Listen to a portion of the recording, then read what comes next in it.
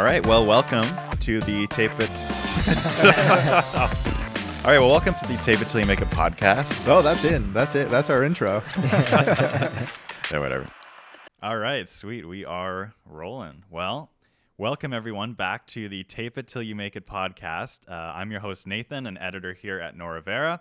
And today I have with me the man, the myth, the customer success manager of Noravera, our newest team member, Taylor Livingston. Thank you so much for being here, man. Hey, it's my absolute pleasure. Oh, sweet, sweet. Now, Taylor Livingston, I know a Jeff Livingston. Is there any relation to that? I think I might have heard that name before. Yeah, I know it's my older brother. Older brother. Okay. Older brother. I didn't actually know that. How? What's your age gap? About 2.5 years. 2.5 years. Okay, Yeah. yeah, sweet. So you're like my little brother, and Jeff's like me. Okay, sweet, awesome. Well, Exactly. Now I know exactly how to run this conversation. Well, sweet, man. I mean, we actually haven't officially met in person until today, and I'll just remind everyone at work and tell our listeners that the first time you walked into the office to meet me, you were holding this glorious large iced coffee that was meant for me, and I honestly can't think of anyone who made a better first impression on me. Well, I wanted to make sure you went easy on me today. Oh, well, the joke's on you, but here we go. So, yeah, I mean, I've been wondering like where exactly like you came from. Like I know you grew up in sort of like the Vancouver area, but like tell me a little bit about your background and what's kind of brought you to here at Noravera finally. Oof. Yeah, I feel like I've lived many lives already. Oh, really? Yeah, Okay. Yeah, I do. It's definitely been an adventure ever since leaving North Vancouver when I was 18. Went up to UBC Okanagan up in Kelowna. Nice. So that's where I was first moving away from home, and yeah, I moved back to Vancouver once I graduated from there. Spent many years living downtown, living with my brother. Nice. Over on Davie Street. Yeah, that's right. Jeff did tell me you guys were in the West End. Yeah, the penthouse. Yeah, Jeff is what he's what sold me on living in the West End. I love it. The spot. Yeah, it absolutely is. Yeah, we had some really good times. Sweet. Living down there. Yeah. What were you doing when you were living in the West End? When I was in the West End, Yeah. I guess around that time I was working as a tour guide. So Okay. yeah, I was working for a local company, driving the bus up towards Whistler or to Victoria with the microphone on, telling people to take a look out their window to the left as we're Cool. traveling past house sound or anything like that. So Nice. yeah. And then I ended up going back to school while still living down in the West End at BCIT to do marketing management from there. Oh, sweet. Okay. Yeah. Yeah. So after that, things kind of went international, I guess you could say. Really? Yeah. I was working as an international tour director. So working down in Latin America in the wintertime, and then in the summertime, I was working in the Rockies. Cool. So spend a lot of time away on different trips, anywhere from 10 to 20 days down there, and yeah, I kind of came back here when my trip in Panama. We were the first case of COVID in Panama with my trip, the first recorded case, but turned out that the person did not even have COVID-19, but we got government quarantined down in Panama and then shipped back to wherever our homes were. I was supposed to be going back down south from Panama, but ended up heading back to Vancouver, and more than a year later, Yeah. I'm now here on the Noravera team. So Wow. What a crazy story.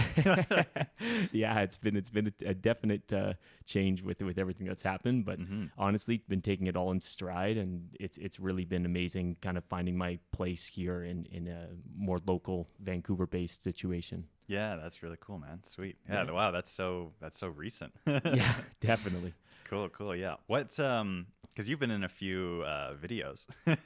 So Yes. were those while you were still living here in like the West End as working the tours? I try to remember exactly which videos that I was on, but I know that periodically I was coming back from tours. Yeah. So sometimes when I wasn't working, I'd be able to hop in and do a cameo in one of the videos. And yeah, I think in the West End as well, we ended up doing a couple of shoots together. Oh, sweet, man. Yeah. Awesome. Yeah. So what about like your weekends? Like what are your passions in life? Like what can we find you doing on your off days? Oh, definitely find me in the mountains. Yeah? Yeah, I'm definitely addicted to the mountains. Sweet. And that's been one of the amazing things with being back this year. I really haven't had winters in Canada for the last few years. So I was able to get a whole backcountry set up for skiing and really just get out there every weekend that I possibly can. And so, yeah, I guess definitely enjoy having some work, but I do play just as hard as I work, if not more. Yeah, that's sweet, man. Like just last week, you were hiking up BCMC, eh? Yeah. Oh yeah.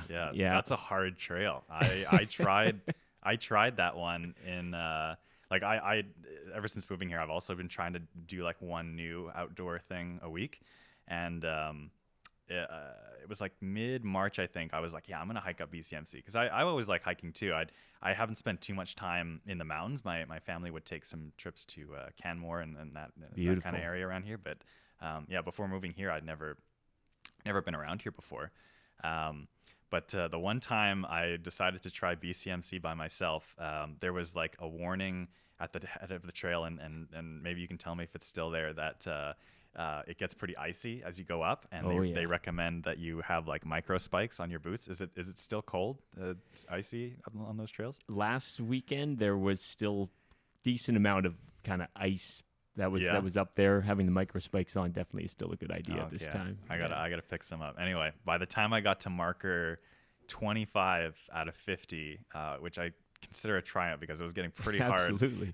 By then, I just had my boots on and I just couldn't grip the trail, and I was all by myself, and it was like, the pretty steep climb up. I was at one point I was just like, man, this is too dangerous. I gotta glide back down, and I was a little disappointed, but yeah, just absolutely gorgeous. The morning I went, it was like I think it had just finished raining, and there was a nice layer of mist in the woods, and thankfully I brought my camera. It was like perfect, like a photographer's dream. Absolutely. For that. But yeah, that's sweet, man. Awesome. So a little bit about marketing. So why what kind of got you into like going back to school and getting back into marketing? Well, I guess kind of would go back to when I graduated from UBC Okanagan. I'd originally gone there for business, but I ended up graduating with my Latin American history major. Oh. And I was, absolutely in love with all my classes that I took. But by the time, I think it was my last semester, I kind of thought, wait a minute, what am I going to do with this? I don't know if I want to be a librarian. I don't know. I don't think that's the route that I want to go. So I definitely, when I first graduated from university, I took some time traveling, working as a tour guide. But this was around the time that I saw Jeff really starting to make Noravera into something special, and just becoming this entrepreneur that really inspired me to realize that maybe I should be kind of entering back into the business world in some sort of way. I wasn't feeling like I had a lot of value to add at that time. I was really good at writing essays, but even like a work email, I was writing like 100 words too many. Nobody needs a thesis in a business email. So I ended up deciding after a year of travel through Latin America that I would head back to do marketing management, and did the entrepreneurship option, which my brother had done before. Cool. And just always knew that marketing was something that was exciting for me. I've always just been interested in kind of different advertisements that were happening out there, different kind of digital marketing, social media platforms that were coming out, and I just knew that was a kind of direction that I wanted to go, and I knew that BCIT provided results and provided a lot of my brother's friends and himself with a lot of information or a lot of knowledge to take into the business world. Oh, that's really sweet, man. Yeah. So about your role here. So the official title is Customer Success Manager, right? Yeah. Absolutely. So, I know kind of like the bare bones, like, LinkedIn description of what you do all day, but why don't you tell me a little bit about what exactly you're easing into, or what you do for us here? Well, certainly has been a position that my brother has been looking to get somebody into for some time. Yeah. and really the title was only decided on maybe a few weeks before I ended up joining the team.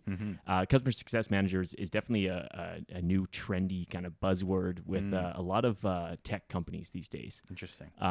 But really, it's perfect for me because it really has become just with my career and especially working most recently as a tour director, I've just been so client focused and so customer focused on the experience and just making sure that everybody is having the most enjoyable, memorable, smooth, seamless type of experience as they can. Especially sometimes when you're traveling around throughout Latin America, it can get a little rocky when you're up at the high altitudes and things near Machu Picchu. So you just got to really make sure you're looking out for all of your customers, all the clients. And just coming back to Noravera, I know that the team gets really, really busy with doing different shoots and getting projects finished up. And it's just sometimes nice to have somebody that's there to really just check in and make sure that everything is being executed as the client would like, making sure the client's looked after, and just making sure that it's as seamless as possible. The client feels like they're in the loop. So it's a way of just being able to make sure that all the projects are going as the client needs, setting them up for success. Yeah. Yeah. And it's kind of a nice way to also say an account manager as well, as I'll be doing some sales as well and working to bring on some more business, hopefully with some of our clients now and also with new clients. Yeah, that's really interesting. So you think that you're kind of pulling a lot from your experience as like a tour guide in Latin America? I don't know if I'm necessarily pulling on that because it is such a different space with that kind of being more of a B2C situation where it's customers that are there as opposed to partnerships with different brands and different companies. But I think that over the 3 years of working as a tour director where I was so customer focused, it made me realize that where I provide the most value and where I excel is in working with our customers and clients in order to support them and provide them with a great experience. Yeah. So I think that definitely there's things that I can take from being a tour director, but it's a very unique type of role when you're out there on the road. But definitely the skills that I've kind of realized that I enjoy using and being customer focused is something that I've been really motivated since starting here. Yeah. That's awesome, man. Sweet. What about like it's a definitely interesting transition to a role that's your customers are people with customers, right? So it's sort of you're sort of doing this very interesting meta thing. Like what has that adjustment been like for you? Has there been any sort of new ways of thinking or skills that you've had to pick up, do you think, since you started?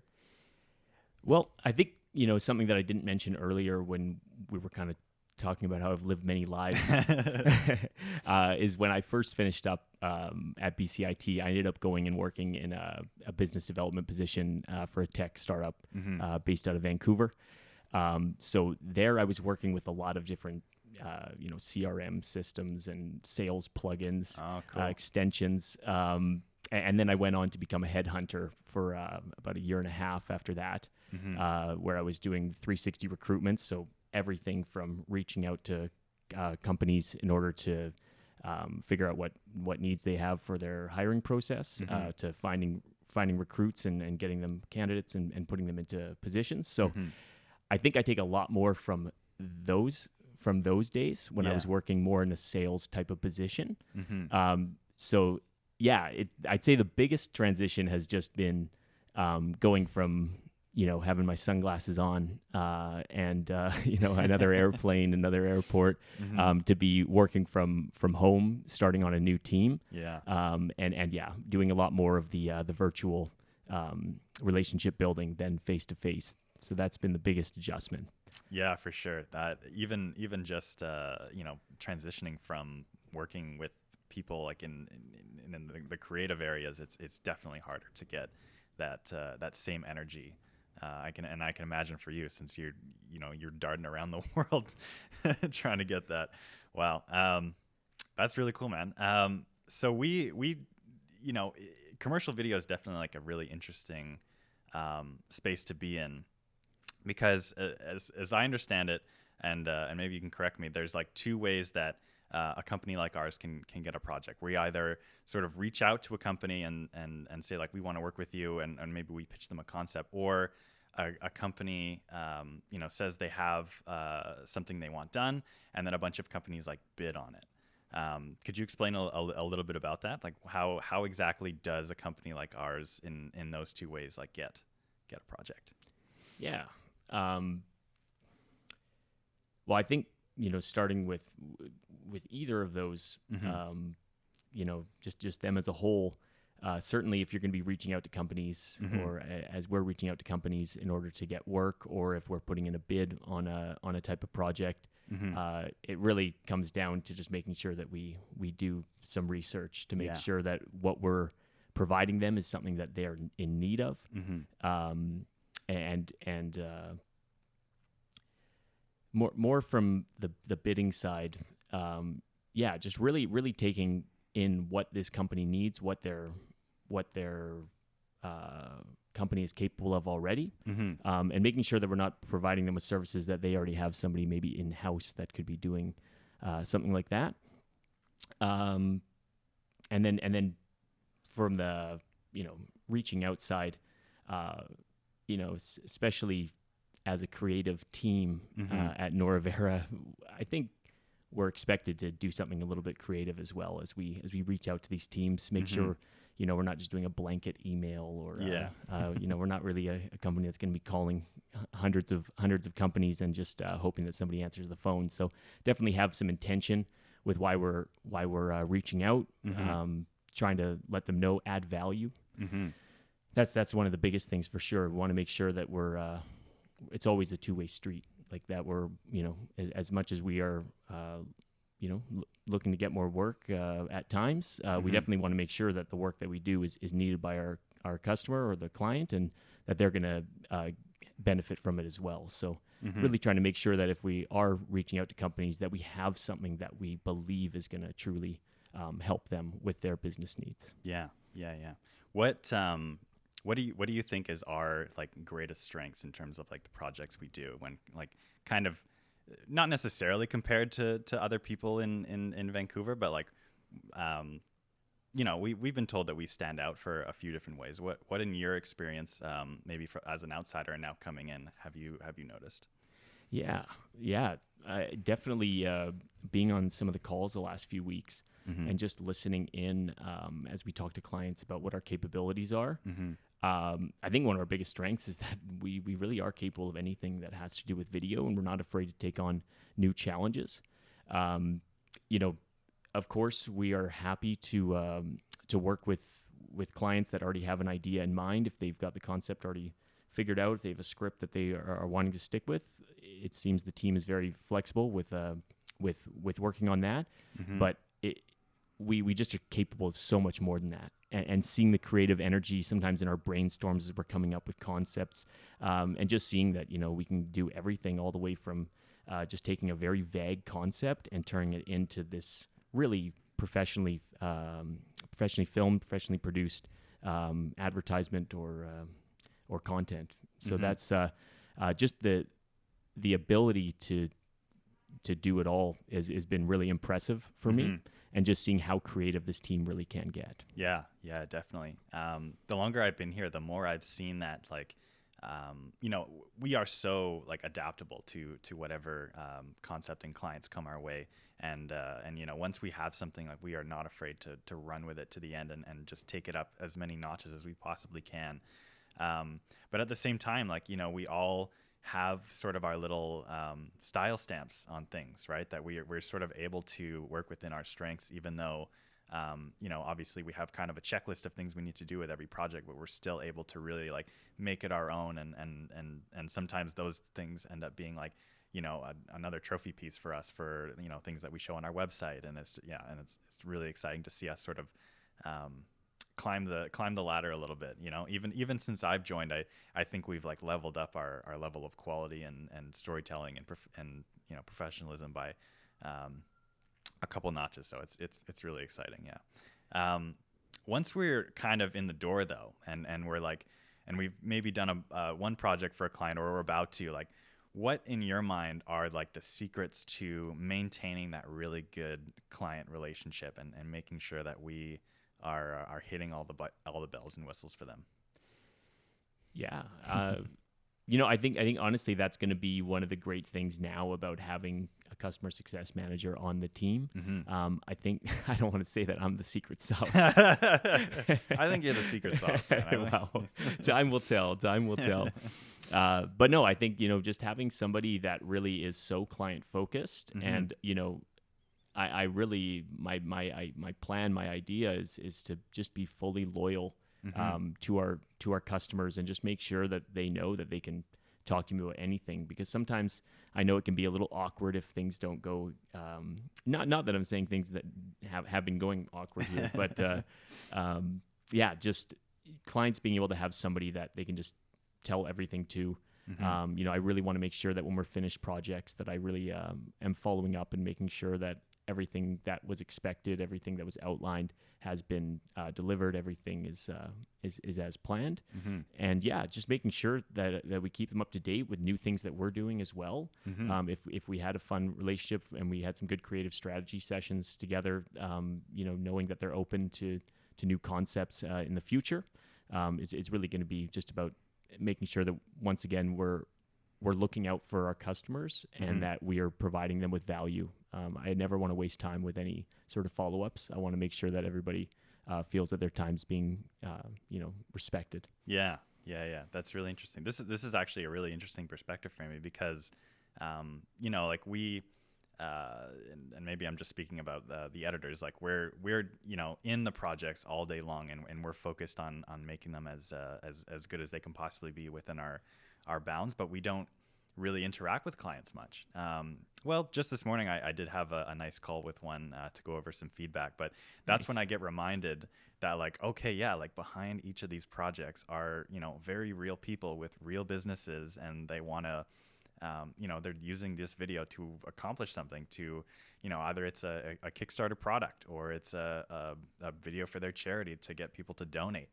And it's really fulfilling to think about that, though, that we're, not only are we a business ourselves trying to, create value for other people, and in turn that creates value for us, but like we are helping so many, good companies too. Like I wouldn't say we have any clients that I'm like, I don't support you as a business. I think we actually have a very good roster. Absolutely. Yeah, for sure. And I'm not just saying that for the podcast either. No, I've been very impressed. Yeah. And it's a really nice feeling for sure. But yeah, and then so does that mean like you're gonna be the guy who like takes our biggest clients golfing and I hope so. Yeah, or hiking, I guess. Yeah, I'll take them mountain climbing. No, obviously when the time comes for us to be out there meeting again, I'm sure hoping there's moments for face-to-face interaction, and just really making sure that they understand that the sincerity of the role that I have to make sure that everything is as needed. Yeah. What are the challenges that you're having in the sort of doing it all virtually at this point? Like what do you wish that you could do in person? Yeah, good question. Even just an elbow bump or something like that. That's true, eh? Yeah, just missing a little bit of the human connection for sure. It's definitely a new experience to be onboarded virtually. Obviously, we're not in the office these days, just to try to do our part. So yeah, it's I've been getting to know our team mostly from the podcast. Like I know so much about you because I've been listening in on the podcast and getting to hear Lucas talk and Fraser as well. It's been a lot of fun, and I know Jeff, the whole team, I guess, has been on. Has anybody not been on that's on the team? No, I think everyone's been on at least yeah, once. Sarah, Carrie, they were on like the very first episode, Yeah. I believe. Yeah. So yeah, Ashley as well. But just making sure I remember everybody's names. Yeah, for sure. Actually, now that you mention it, I don't think Ash has been on an episode yet. No, I don't think she's been Oh, on yet. okay. Well, there you go. Well, yeah, she's due for one. I think we have one scheduled. But yeah, that's so funny that's something that you were using to get to know us.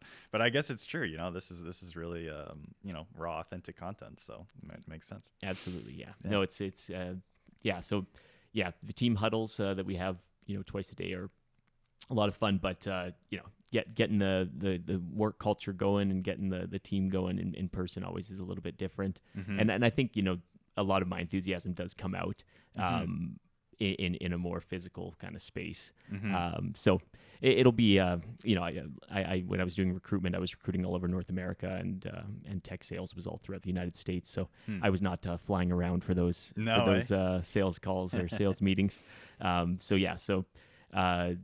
Yeah, I just like that physical energy and that physical connection.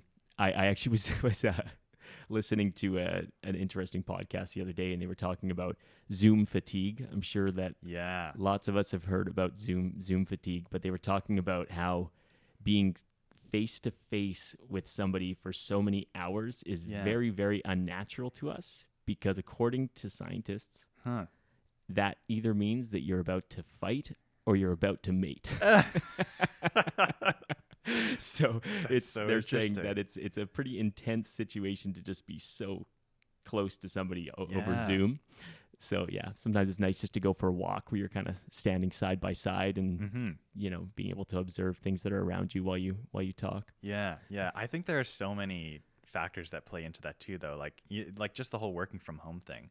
I actually ironically find myself way more energized when I come and work for the office for a day, and that's worth walking 30 minutes to and from, but I don't know, just being in the space where everyone else is working and just having like occasional conversations with people, not, on a screen 2 inches from your face, but, at least 6 feet away from you on your, at your desk. But, at home, it's like, I don't know if you can attest to this, but I just find myself like way more tired, because maybe it's because your brain like associates certain spaces with certain feelings. Like you tend to relax at home. So like turning a space that wasn't really your workspace to begin with can sort of feel a little bit unnatural. I don't know. Have you been experiencing any of that?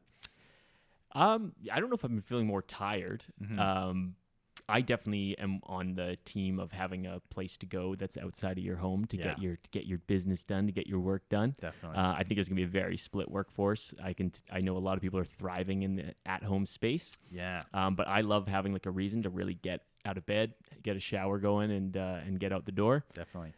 So I think I feel more energy once I'm kind of outside or in my car or heading towards the gym, and just kind of know that the day has started. So that probably gives me a bit more energy.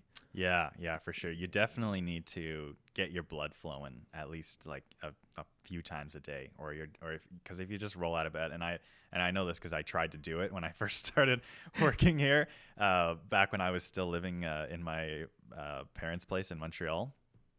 I had like my desk set up in my bedroom, and when I started, I would just kind of roll out of bed, and it took me a while to figure out like, oh, this is why I'm so tired all day, because I do my exercise after work, and I just kind of take my mornings pretty slowly, but yeah, it's something you learn, and this is actually like my first I'm gonna call it like my first real adult full-time job. Nice. Congratulations. So, yeah, thanks, man.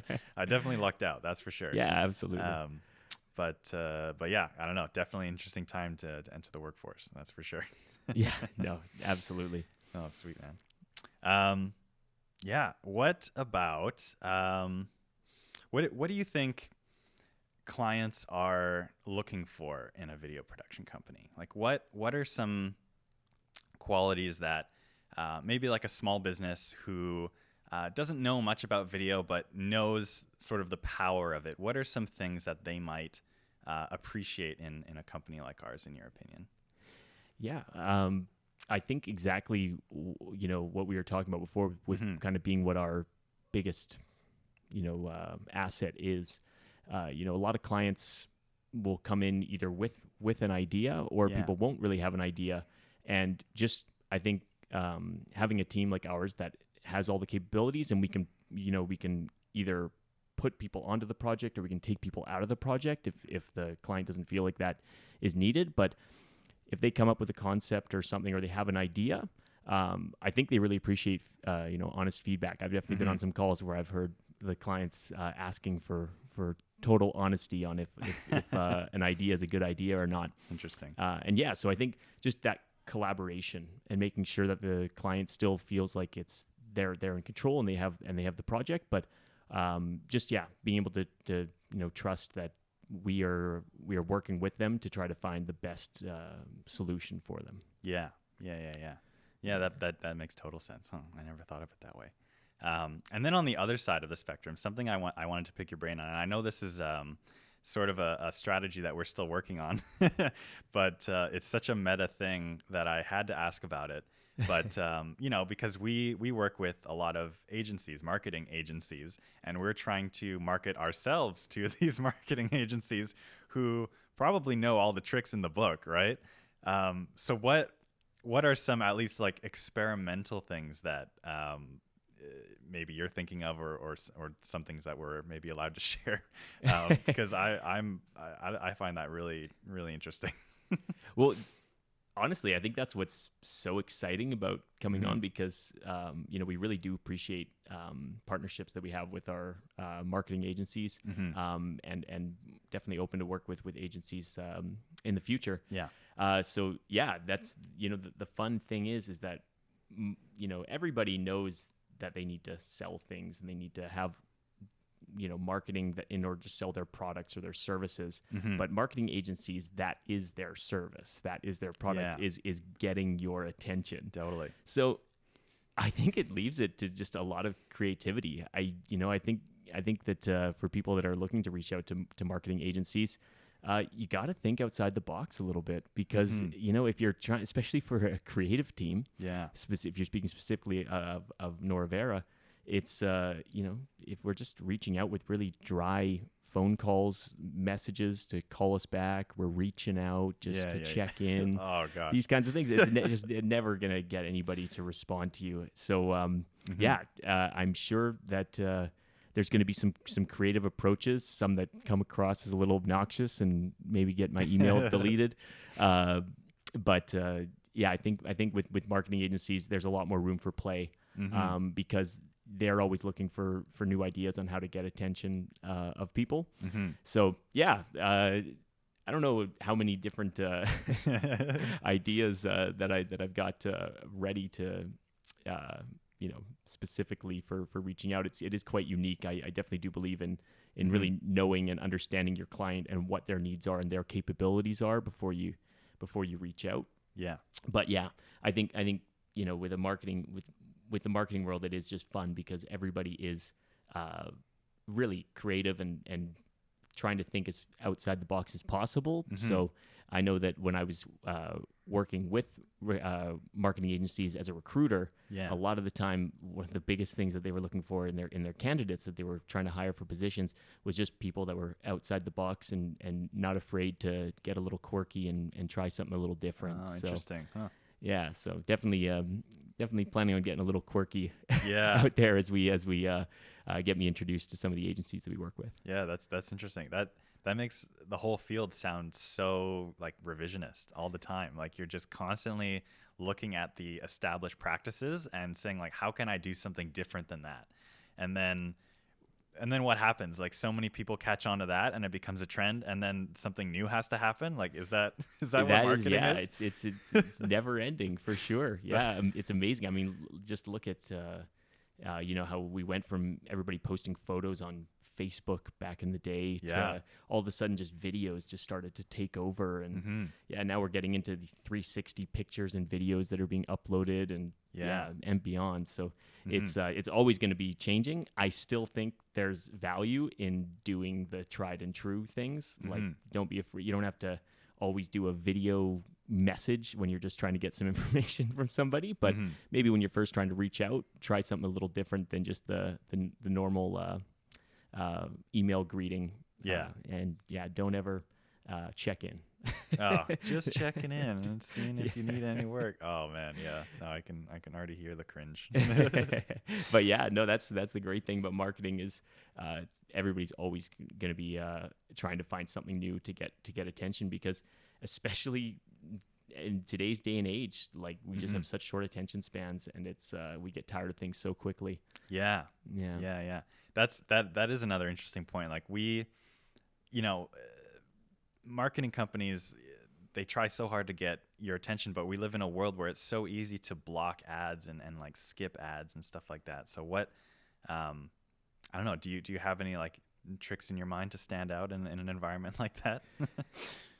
Yeah, it's tough. I mean, there's a lot of companies out there that are doing viral marketing. Yeah. That's their claim, at least. Yeah. It's very hard to do things that are viral, but yeah, it really, of course you're going to have to find something that captivates right away. But it's going to have to be, it's what was captivating a year before is not going to be captivating a year from now. So it's it's going to be interesting to see kind of what the next attention grabber is that's coming from marketing agencies. Like when you were going to school for it, what was the thing at the time that maybe they included in the curriculum and they were like, this is never going to change? And now oh, that's a good question. What was the biggest social platform at that time? Instagram. Yeah, it's still pretty big, I would say. Yeah, Instagram's still pretty big for sure. Yeah, it's but it's getting more and more difficult and more expensive as well to advertise on Instagram. Definitely TikTok is getting a lot of momentum. Yeah, I think the momentum slowed down a little bit actually, but yeah, it's still definitely a very playful place that people are getting very weird on. Yeah, to try to stand out, and it's interesting because it is creating a lot of new trends that people wouldn't have thought, and it's bringing a lot of nostalgia back as well. Yeah, that's interesting. Yeah, because TikTok is, I don't want to say it's like the same thing as Vine, because it's way different in so many ways, but it took off the same way Vine did, but I don't know if it's been long enough, but it doesn't seem to have died out the same way Vine did. But it is, someone will correct me in a comment section somewhere if I'm wrong, but I think it is the most popular app in history, or at least the fastest growing app in history. Wow. Which is incredible. But I have never downloaded it or made an account. I am way behind on TikTok, but it is, the opportunity it presents seems to be pretty massive. A little background about me. I used to want to be an actor, and that was my life until about 19, 20 years old. So I have a lot of acting friends who I've done, this or that with. And a lot of them have like paid jobs at TikTok, being like content creators at TikTok with, their phones, and they just make, kind of like little meme ads for companies and stuff. And like, I think that's really, really cool. Like the technical like film production side of me that's since developed kind of irks a little bit, because I'm like, oh man, like they can just make videos and get paid for them, but they're just doing it on their phones, and they're just editing on a little laptop. But it's just incredible. I think that. Well, honestly, that kind of brings me back to you asking about ways to get attention these days, and just something that I've really noticed. Yeah. That is really an interesting part of creating captivating content. Yeah. Is there's a little bit of a pull to have less quality in your video. If you're shooting a TikTok video with a red, people are going to be like, I'm getting advertised to or something, and they're just like, get me off of this. But if you make it just really like shaky and it's like selfie mode kind of camera, those videos are getting more hits than the really professionally well done ones, because people are really enjoying the kind of amateur style of amateurs getting time and FaceTime on these platforms, instead of it just being these top influencers on Instagram that have just over edited and over curated all of their content. The raw look is really big on TikTok, and I think that it's you're seeing marketers like big companies that are they're advertising in this way now. Yeah.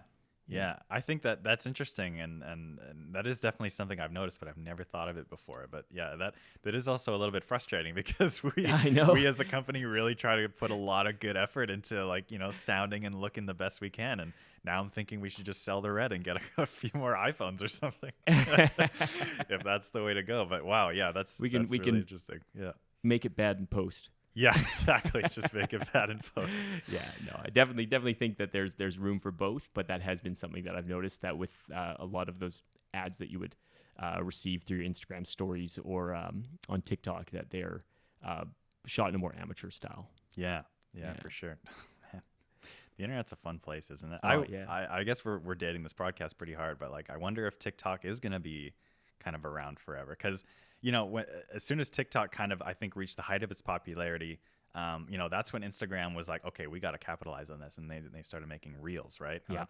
Yeah. That, to me, at least from my understanding, it seems to be exactly the same kind of thing, just like a shorter video, vertical kind of thing. Another interesting thing that I think is spawned from this is it's really putting creative video skills in a very accessible place. It seems like absolutely anyone can edit a video now. Maybe not well, or like we do where we've been doing it for years and years and years. But the tools are free. There, you can download any app on your tablet or your phone or your laptop and just get a pretty decent thing out. Yeah. And you can. Even I think in these apps too, you can add graphics and all these little effects and stuff, and like you said, like, if that's the style, then it's gonna get a ton of attention and a ton of views, and in the space that we work in, that's a huge metric. So super cool. Yeah. But yeah, I know, like, with Reels coming out and TikTok, it was probably 2 years ago now that I first saw TikTok. Mm-hmm. And I remember, I always thought, man, I keep up so well with all the trends. Like, I think at that time I was just about 30, and I was like, I'm keeping up with all the trends. Like, I wonder when I'm gonna start to just kind of like lose touch with what's happening. Like, I've seen my parents do, and seen older generations do. And I thought, maybe I'm just in that generation as a millennial that we're just always going to keep up with trends. And then TikTok came out, and I was like, what is this? This is all just like teenagers on here. I just don't get what's happening. I was like, this is the moment that I decide that I am okay with not keeping up with trends. And then fast forward a year, pandemic happens. I re-download the app. There's actually some cool content on there that millennials have also found themselves with some more free time, and they started posting some things on there, and TikTok's become, just as big with with millennials. We've kind of just like the baby boomers took over Facebook from the millennials. I feel that the millennials have taken over TikTok. Maybe not taken over, but definitely starting to crowd the space there from the Gen Y and Gen Z. Oh, really? Yeah. I didn't know that. I totally thought there was a pretty, like, feathered but defined age line of like who's really big on TikTok, but that's interesting. One fun thing that I probably brought up on another podcast is it really has leaked into our sector of the industry, and I mean, like, the way that manufacturers are making, like, cameras and stuff too. Like, Canon released a cinema camera last year that actually has a vertical video function in it. Yeah, so you can shoot by like 9:16 and it'd be totally native. And it's not like you couldn't do that before. You would just have to flip the thing in post, but now it's like a setting, and it's just sort of a marker, I think, in like history of like when this became a very industry standardized thing. Absolutely. Yeah, I know it took me a long time. I love to make videos of all my adventures, my travels, and I always made it for YouTube. But I try not to obsess about viewers or anything. I'm not trying to be an influencer, but I eventually just made the switch to filming things vertical because it's like that's Instagram is kind of where people are watching a lot of the content these days. Yeah. So it's definitely like changed my vision for how I create my videos. Yeah. I shoot a lot of stuff on my phone when I'm climbing, because I don't really want to have a big camera with me when I'm in those kinds of situations. I've started to film almost everything vertical unless I really know that I'm going to be doing like a solid YouTube video where I'm going to go landscape. Yeah. Nice. Yeah, it's and I do see a lot of kind of a lot of anger about that online, like when people see people actually shooting these professional videos in vertical, like it's like, oh, like 16:9 is the only aspect ratio that works, or 2:3 5:1, and but I don't know, when we think back to like when we first started watching screens in the first place, like what was the first aspect ratio, like 1:1, and then it went to 4:3, and then I don't know, maybe a couple steps before 16:9, and then there was the widescreen movement, and now we're moving towards vertical. And when I was learning cinematography in schools, I went to film school in Toronto. Cool. Yeah, it was a lot of fun, but we learned a lot about very defined theories of compositions of shots, and like the rule of thirds, and then some well-known compositions based on classic cinema films, and that was the way to do it. And but I think we will get there. I think with vertical video there will be sort of a movement that gets defined in this time, and then gets maybe taught in schools way in the future, and then maybe other people will get mad at it before. But yeah, I don't know, it's just really interesting to see how we've evolved in the way that we I guess display media in certain aspect ratios is the very long-winded point that we're trying to arrive at right now. And I mean, you can correct me if I'm wrong, but I kind of always understood that the idea of why you would film horizontal or film in landscape is because that's more natural to what your eyes see, because your eyes are side by side. So that when you're looking at things, it makes more sense. Whereas, when you make for a vertical video, it's just kind of a little unnatural for the way that your face is it's constructed. I guess so. But then why do we have phones that are shaped like this? Why don't we have phones that are shaped like this? Yeah, I think the phone, like, I might be totally off, but I feel like the phone, it's because we first started using a phone as a telephone, where you needed it to be at your ear and your mouth. And so that was built to be long, and then because of the technology slowly progressed, it just never really made so that the screen kind of kept going vertical. That's true. That would be my best guess. You're probably right, but you just dated yourself right there.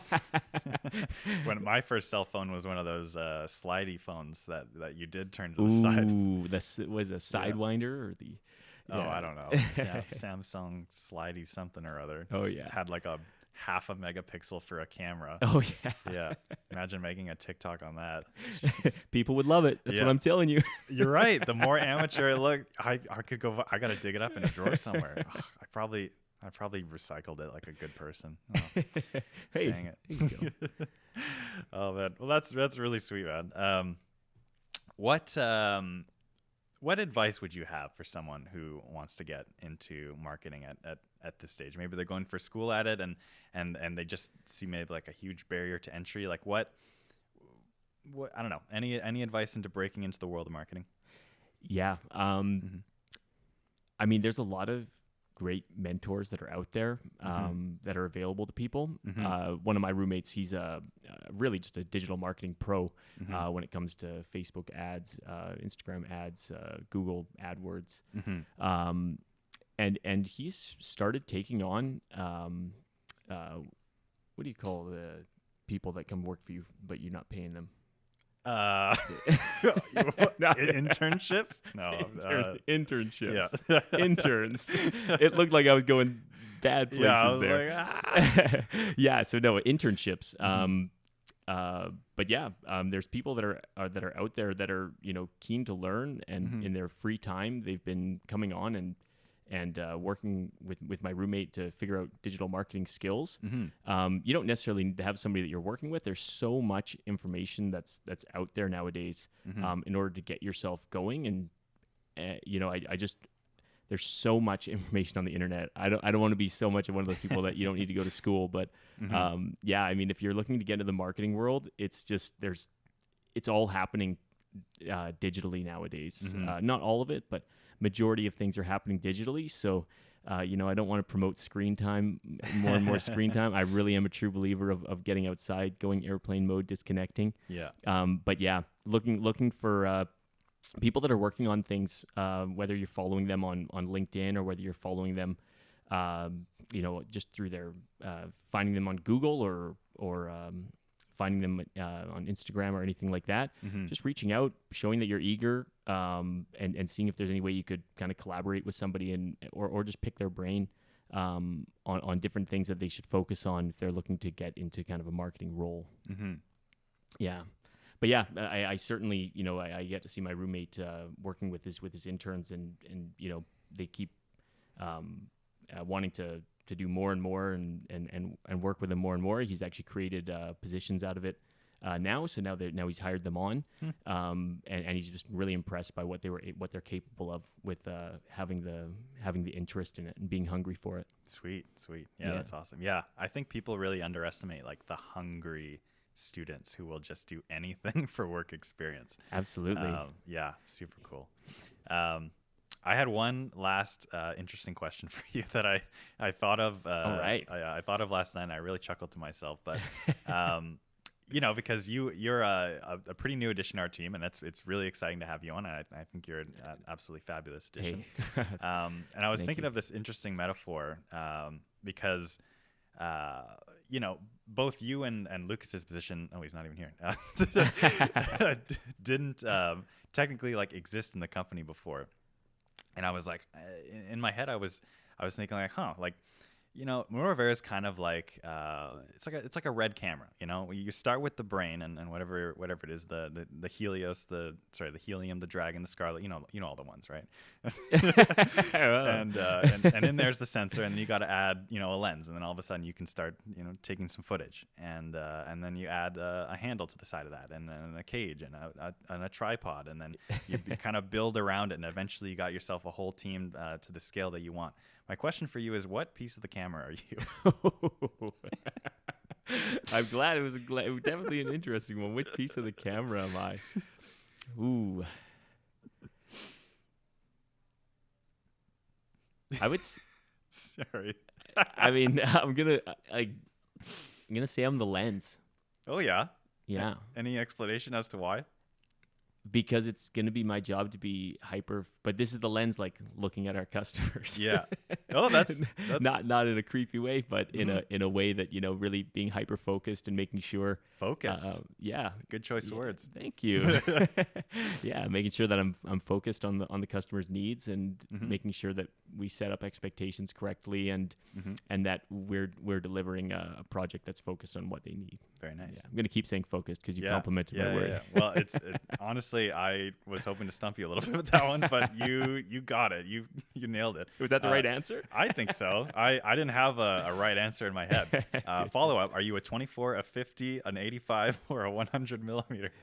I mean, that's the amazing thing. I have so much that I'm going to learn about filmmaking. As I mentioned, I really am passionate about doing it, but it's always been using GoPros.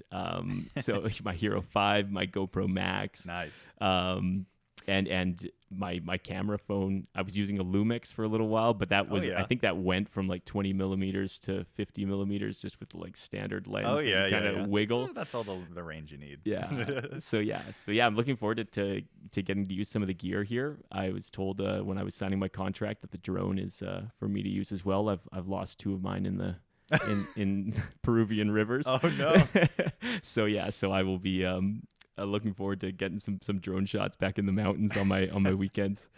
Oh, that's sweet. Yeah, man. But yeah, I'm looking forward to really figuring it out. But I definitely really have, to just answer your question in some sort of way. I am really in love with the capabilities of these Sony mirrorless with their capabilities for low light shooting. Oh yeah. For a lot of the climbing that I do is in the night, so it's nice to be able to capture something like that. I'm looking forward to using one of the Sonys around here and trying to capture some cool content when I'm in the Rockies next month. Oh, that's sweet, man. Yeah. It's funny. almost everyone I know in BC so far is a Sony shooter. Yeah. And I like to keep up. I keep up way too much with like all the new cameras on the market and how they stack up against each other, and like what's good about this one brand versus this other brand, and how they're kind of like, you know, eating each other up and solving their own problems and stuff. And there doesn't seem to be much debate in BC. Everyone likes Sony, and I can see why. Like, they have always been the most spec'd out of all camera brands. They give you the best, I guess, like, you know, features for your money when compared to some others. But Canon has a pretty good hold on like classic looking Canon colors and stuff like that. Anyway, Right. I'm going on a rant, but that's really sweet, man.